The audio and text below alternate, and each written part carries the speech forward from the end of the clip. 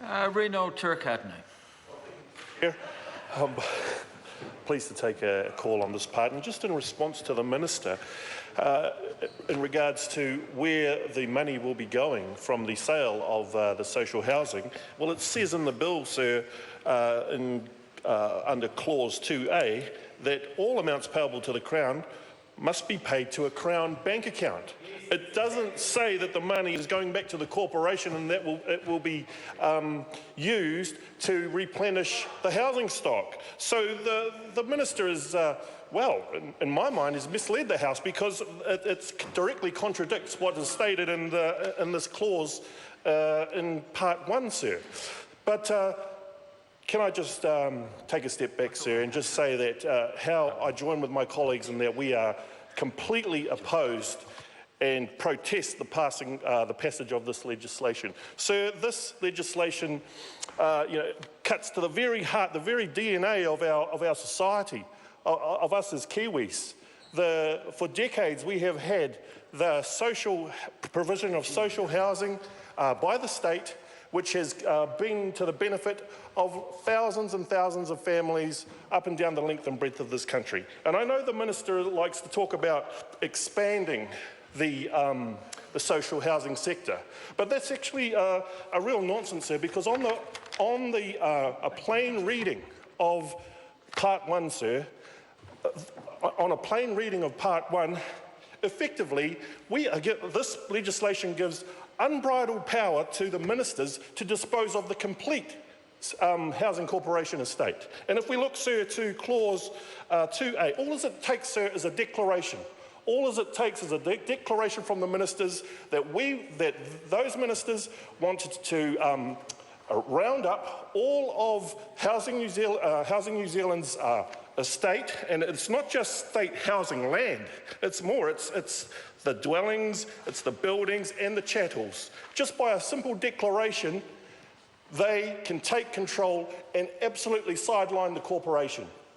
Housing New Zealand, which has had its job affirmed through decades of legislation, is being dismantled through this Part 1, sir.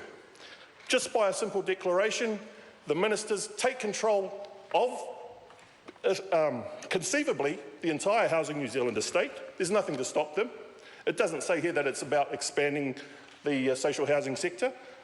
They can take control of and sideline and cancel out the Housing New Zealand, so they can go and pursue their agenda of selling the social housing stock, sir. And so far from being expansionary, sir, this clause, Part 1,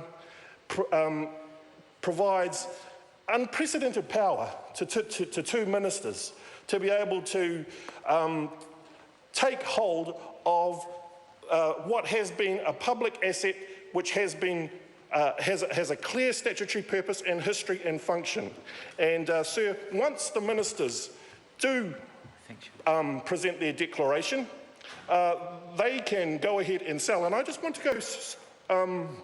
I want to focus in, sir, on clause 2A, and I mentioned about how the monies will be paid into a Crown bank account.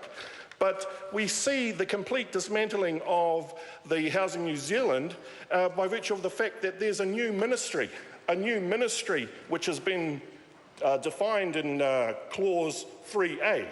There will be a new ministry that will be responsible for reporting to Parliament on all of the former Housing New Zealand properties that have been disposed of under this part.